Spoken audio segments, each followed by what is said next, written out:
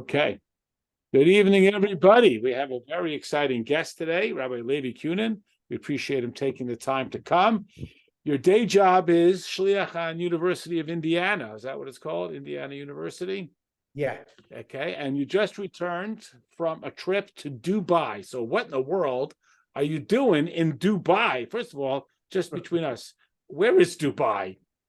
Go to Turkey and make a left. Where is Dubai? And what in the world were you doing in Dubai? And tell us. I'm not sure. I heard you just go till you smell gasoline and you're there.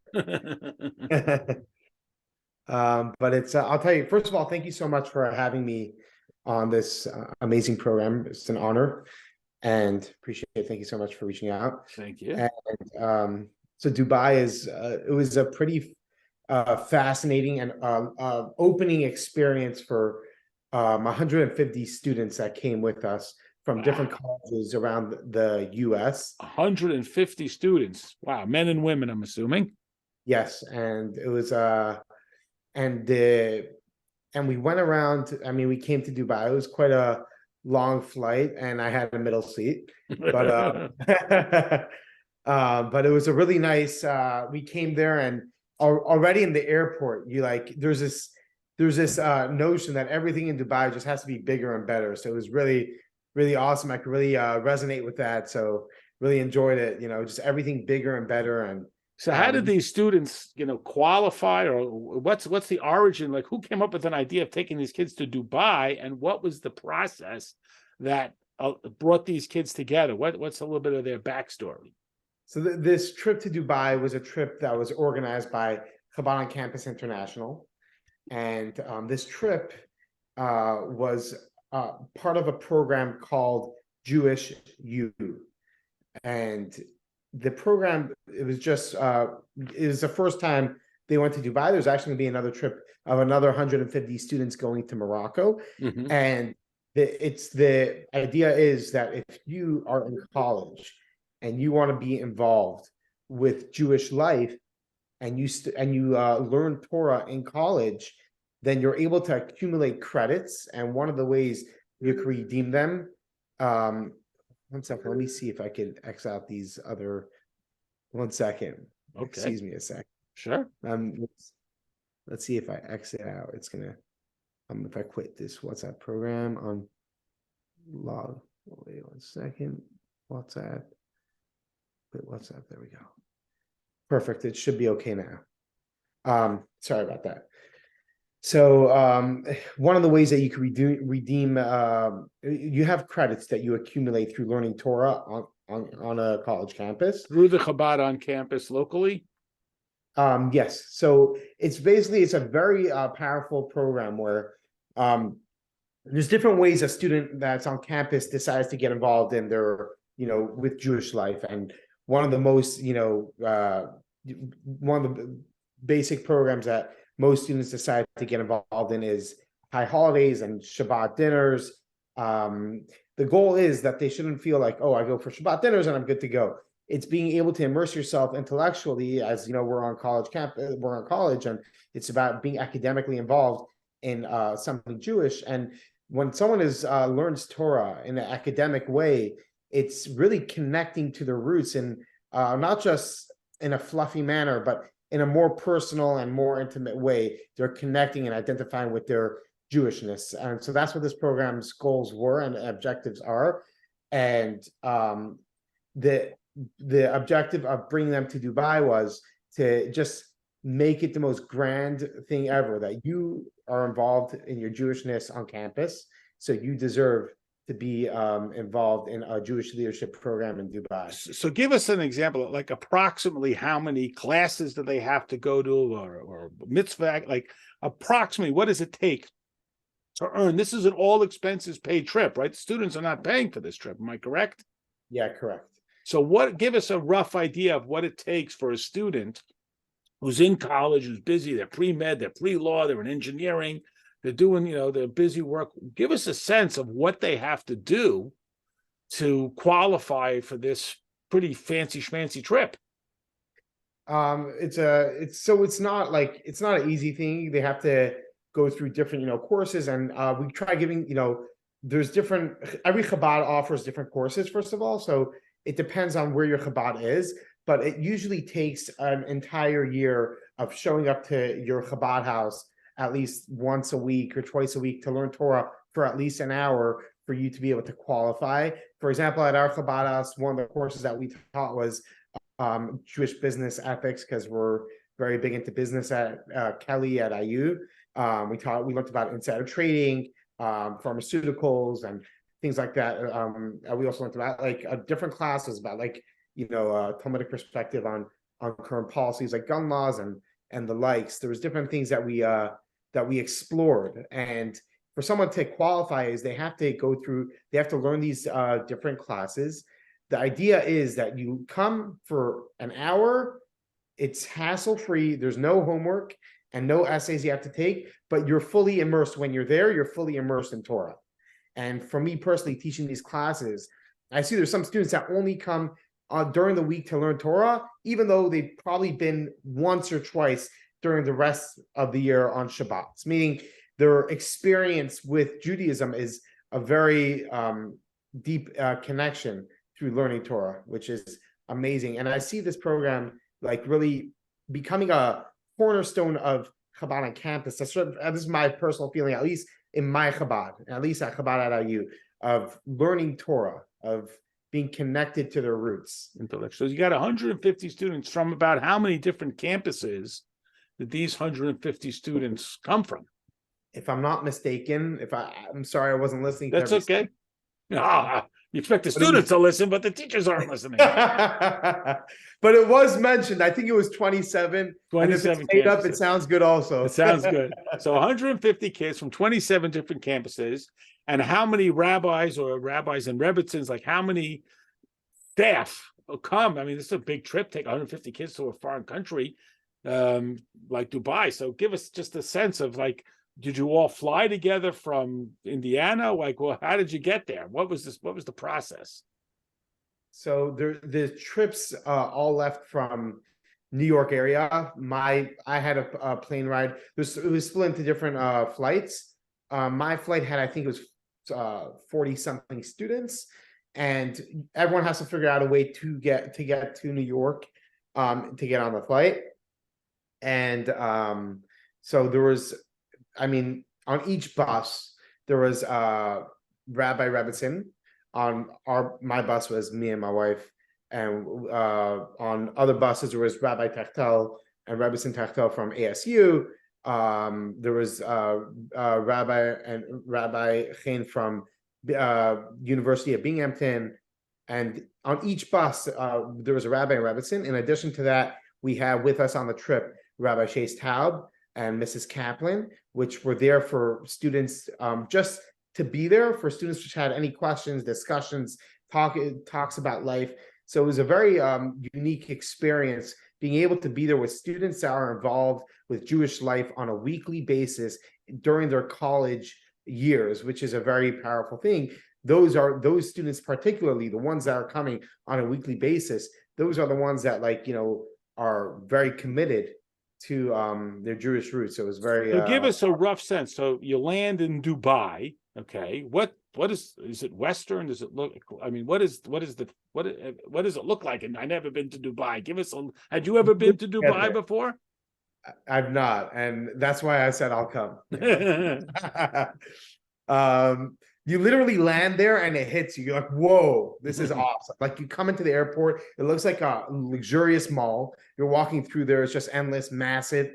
You come out there and Chabad on campus arranged 5-star accommodation. It was unreal. We come to the hotel and I tell you, it wasn't, what really got me was the desserts, but there was literally so much food. There was everything. It was unreal how much.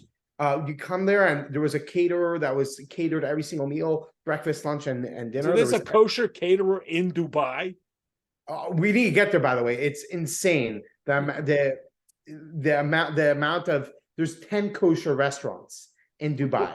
For Jews who live in Dubai, or for visitors or business people? There's about 4,000 Jewish residents in Dubai. We know there's a Chabad in Dubai that's been there a couple of years. Rabbi Tuchman, was he involved in this side of it? Yeah, he came, and he also people that he's connected with.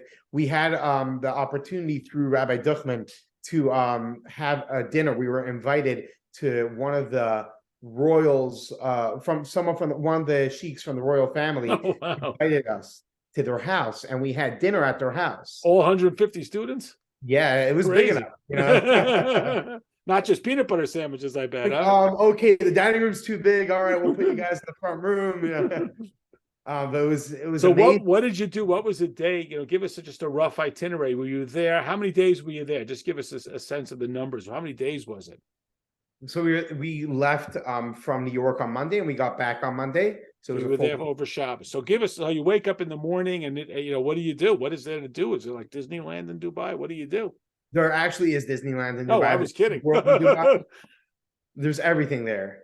My personal highlight was going to the Burj Khalifa. We came to the top of the Burj Khalifa, and I'm like, all right, let's put on tefillin on top of the world. And there was a student that came there. He put on tefillin on top of the world. He said, Shema Yisrael, Hashem Elokeinu, Hashem Echad. And there was everyone there, and they're like, wow, let me put on tefillin also. It started a chain. It was one person after the next. So many people putting on tefillin on the top of Burj Khalifa. It was pretty fascinating. And actually, a very interesting story we heard from Rabbi Duchman, Please. where he once got a call. This guy said, I need to put on tefillin. If you don't mind coming to our hotel to help us put on the tefillin. So he comes the next day to the hotel, and in the lobby, this Jewish person that called him wasn't there, but there was this Emirati in the lobby, and said, my business partner is the one that's supposed to meet you. He's not able to be here, so I want to speak with you. And this is like about 10 to 12 years ago, actually 10 years ago. And so Rabbi Duchman started speaking with him. Turns out, so they're big developers in Dubai, and they were speaking, and he's very fascinated by Jewish people and by the Hebrew language. So Rabbi Duchman started learning with him. He asked him, actually, he's like, I would love to learn Hebrew. Rabbi Duchman started learning Hebrew with him. This Emirati guy.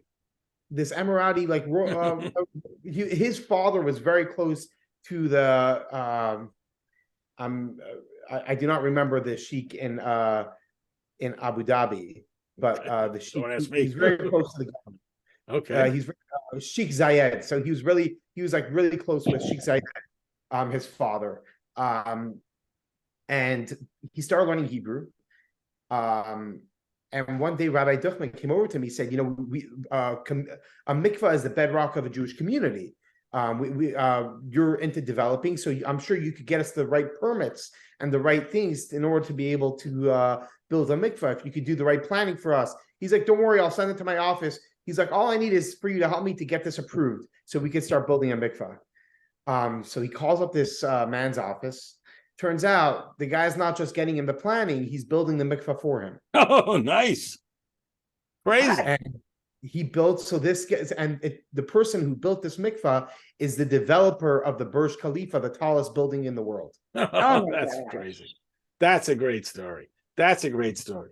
So give us a sense. I mean, is it safe in Dubai? I mean, did you feel safe? So people like this make it feel safe. And let me explain. We went to this Emirati royal's house, and he is so proud of what he has done. He was talking about how much we have in common in our past. We are definitely going to have so much more in common in our future, Muslims and Jews. Mm-hmm. Every single person in Dubai that we encountered were very, very friendly towards Jewish people. It was very surprising because, and like when I went around and I was speaking to students, like we did some reflections. They're like, my parents were saying, be a little careful, be a little, make sure you're safe. This is an Arab country. It turns out they were so accommodating, welcoming, and respectful. We were like, wow. And to the point where more than one student said to me, I think it's time for me to start, changing my perspective on the relationship we have with different cultures, and including these Arabian countries where we're able to, it's just built off false narratives or whatever it may be that we have to be in a fight. Where actually we could really, we got our first thing. When we see them, it should be more peaceful and more engaging. So it was a very powerful idea. And in fact, this actually happened with this developer of the Burj Khalifa. The reason why, the reason why he loved Judaism and he loved Hebrew was Rabbi Duckman was telling us is when he was in college in Diego, he had a professor when he first came to college that really helped him out, and he was Jewish when he was there alone. When he was, he had neighbors that were Jewish in Paris, if I'm not mistaken, and they were always very kind. So that notion and this idea that Jewish people were not kind just didn't resonate with him, and because of stuff like that, he really it changed his perspective just by being kind to another person. So it was beautiful. Okay, Rabbi, if anyone wants to unmute and jump in with a quick question, otherwise we want to let the rabbi go. We really appreciate your time. Can you share just a tiny, like, what did you do all day? What are some of the things to see, and what was some of the reactions? You talked about the kids putting on tefillin in the tallest building. Can you give us one other snippet about from your trip? And if somebody wants to unmute and jump in, but to be brief, and we want to be respectful of Rabbi Kunen's time. But can you give us like one little snippet of one other little quick story? Yeah, so I'm saying the entire trip was really packed with. We started off. I'm going to go through it, but I'll tell you this much: it was every single thing that happened was like, wow, this is amazing. If the day ended now, it would be amazing. It's only 12 in the afternoon, and before you know, another thing. And then we're on to another thing, and it's 8 o'clock at night, and there's another thing happening. There were so many things. By the end of the day, everyone was completely wiped. But that was a typical day. The first day we went out, we started off with we went ATVing in sand dunes in the desert. Nice. After ATVing, we had a jeeping in the desert. Nice. And so imagine 150 people, which 4 people per jeep, about like 50 jeeps. And we went through. I want to go. I'll go to classes. This sounds like fun. I'll go to class. What do I got to do? Definitely sign me up. Fantastic. So that's the first. And then after we went through the jeeping, we got it was like an hour jeeping. You go up these dunes, down these dunes. It was literally a roller coaster without tracks. It was unbelievable experience. It was pretty amazing.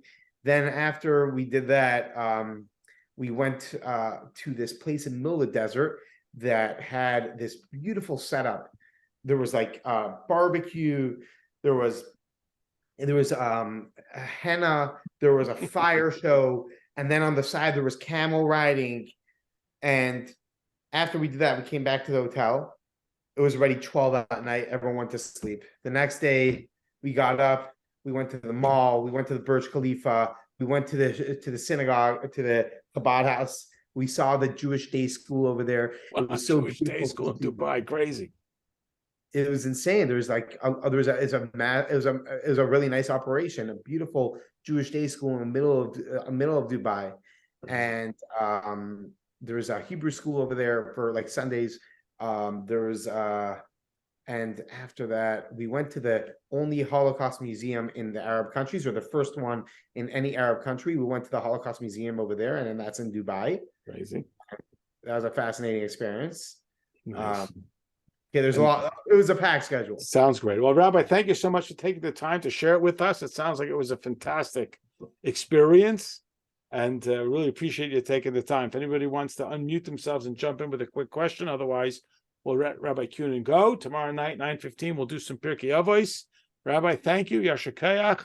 And we hear good news and only good things. And thanks for sharing some of this great trip with us. Really appreciate it. And I just wanted to add one. JLI retreat is the way to go. It's unbelievable. I'm trying to convince everyone to go and join me. I'm going. I hope people will join me. All right. They're going to be bringing everyone else next year because the experience is so much fun. You're like, wow, why isn't everyone else coming? You convinced me. I'm trying to talk everyone into it. All right. Good night, everybody. We'll see you tomorrow night. Thank you, Rabbi. Thank you so much for having me. Thank you so much. Bye-bye. Good night.